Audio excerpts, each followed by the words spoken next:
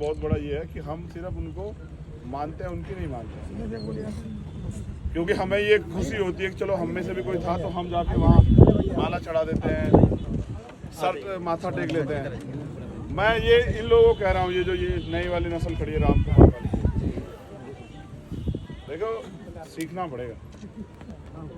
अभी एक मुझसे गाड़ी में चल के साथी कहा था कि भाई मैं तो बाबा साहब का मिशन चला रहा हूँ, अभी दिखा नहीं मुझे यहाँ कहीं। मैंने उसको कहा कि ठीक है फिर बताओ बाबा साहब कब पैदा हुए थे, तो बताया 14 अप्रैल। मैंने कहा सन बताओ, तो सन बता नहीं पाया। तो बताओ कैसा मिशन चला रहे जब आपने नहीं सर। आज तो बाबा साहब को भी हम चर्चा कर रहे थे, वो भी पूछ रहा है जो बाबा साहब की जीते जी सब यात्रा निकाले, वो संगठन बाबा साहब को कह रहा है कि बाबा साहब से बड़ा कोई था ही नहीं। जब वो कुछ करता है तो सबसे पहले कोट करता है कि बाबा साहब ये कहते थे, समझ रहे हो? क्योंकि बाबा साहब वो ज्ञानी पुरुष थे, जिनकी महापुरुष, जिनकी हर सब्जेक्ट पे थ्योरी है, कुछ ना कुछ हर जगह उन्होंने अपनी बात रखी है।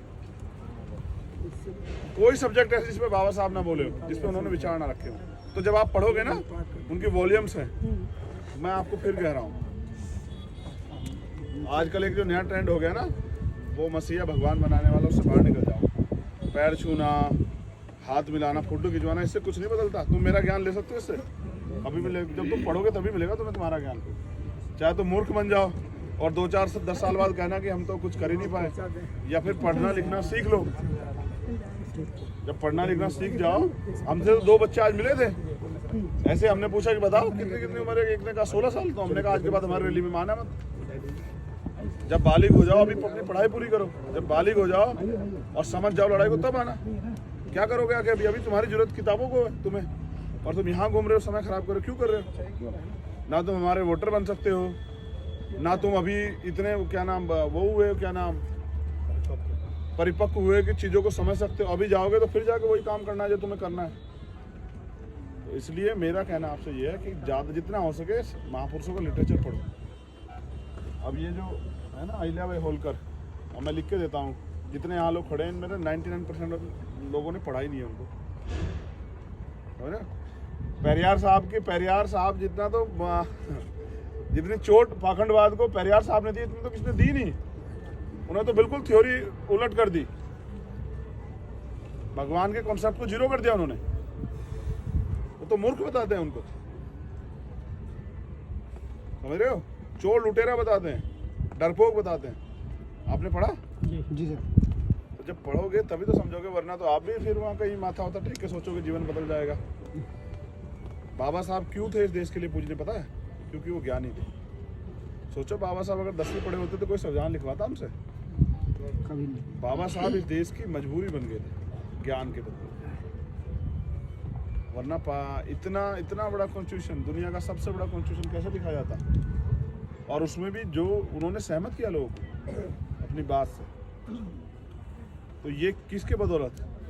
ज्ञान के बदौलत। ज्ञान कहाँ से मिलेगा? सीखने से। और उन्होंने कहा ना, मुझे मूर्तियों में खोजने की जरूरत नहीं, मैं किताबों में हूँ।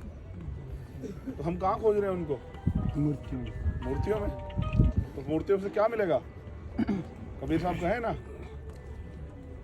कि पत्थर पूजे साहब भगवान है तो मैं पूजे पहाड़, समझ रहे हो?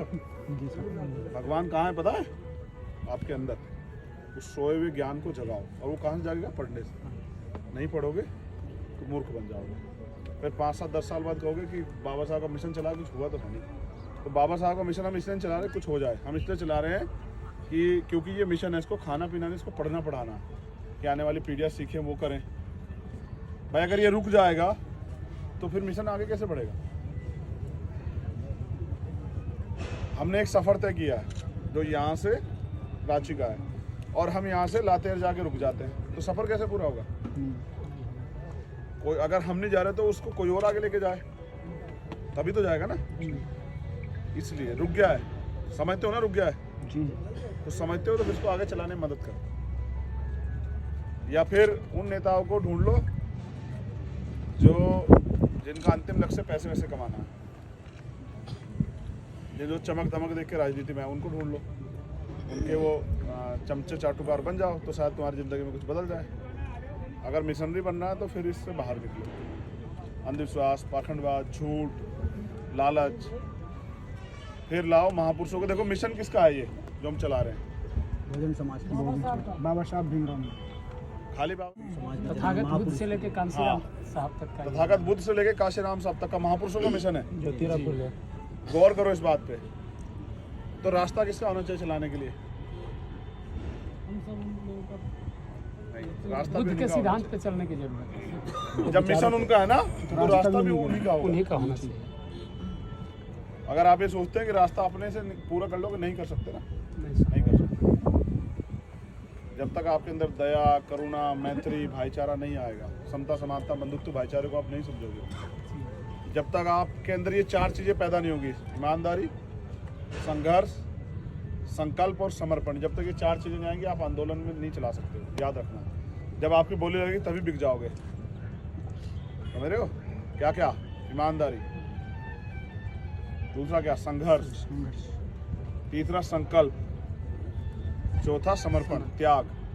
देखो जैसे मैंने एक दिन हाथरस वाला इशू याद है आप लोगों को? जी सर। उस दिन मैंने तय किया था अपनी माँ को वो करके, उनसे उन्होंने मुझसे कहा कि अरे मत जाओ, खबर ये कि वो पुलिस तुम्हारे इनकाउंटर कर देगी। तो मैंने उनसे कहा कि सोचो अगर वो आपकी बेटी होती और उसके साथ ऐसा होता तो आप मुझे रोकते क्या? वीडियो भी आया था सर। तो उन्होंने मुझसे कहा कि नहीं जाओ, अच्छा जाओ। उस दिन मैंने तय किया था कि माला नहीं पहनूंगा। और 90% हमारी यूनिट के लोग जानते हैं, फिर भी माला लेकर खड़े रहते हैं। और मैं देखता हूँ, हंसता हूँ कि देखो कितने बड़े मूर्ख। जो नहीं जानते उनको तो बेचारों कुछ पता नहीं, उनको चलो उनकी बात नहीं है। लेकिन जिनको मैंने बता रखा है माला नहीं पहनता, वो भी लेकर खड़े रहते हैं। जिन कहते हैं भैया एक बार पहन लो, क्या हो जाएगा भाई? मैंने भी ये संकल्प लिया है आप सब लोगों के सहयोग से कि जब तक बाबा साहब अम्बेडकर और माननीय काशीराम साहब का सपना पूरा नहीं होता तब तक हम माला नहीं पहनेंगे। और मेरा मन है माला पहनने का, इसलिए इस देश में प्राइम मिनिस्टर बनना है, इसलिए मैं यहाँ झारखंड में हूँ। समझ रहे हो? वरना अगर मुझे विधायक MP बनना होता, मेरे यहाँ बहुत बड़ी जगह, वहाँ 403 विधायक बनते हैं और 80 MP बनते हैं। क्यों सर? गलत तो नहीं कह रहा हूँ? कितने विधायक बनते हैं यूपी में? 403 और 80 MP बनते हैं। मैं झारखंड में क्यों? कि भाई जाग जाओ। मैं अपना समय यहाँ इसलिए दे रहा हूँ कि आप लोग भी खड़े हो जाओ, क्योंकि एट द लास्ट लड़ाई आपको लड़नी है। कोई भी यहाँ पट्टा करवा के नहीं आया कि वो 100 साल जिएगा। जितना मुखर होकर लड़ेगा उतना ही व्यवस्था में बैठे लोग उसको निपटाने के लिए प्रयास करेंगे। तो इसलिए तुमसे कह रहा था राम कुमार और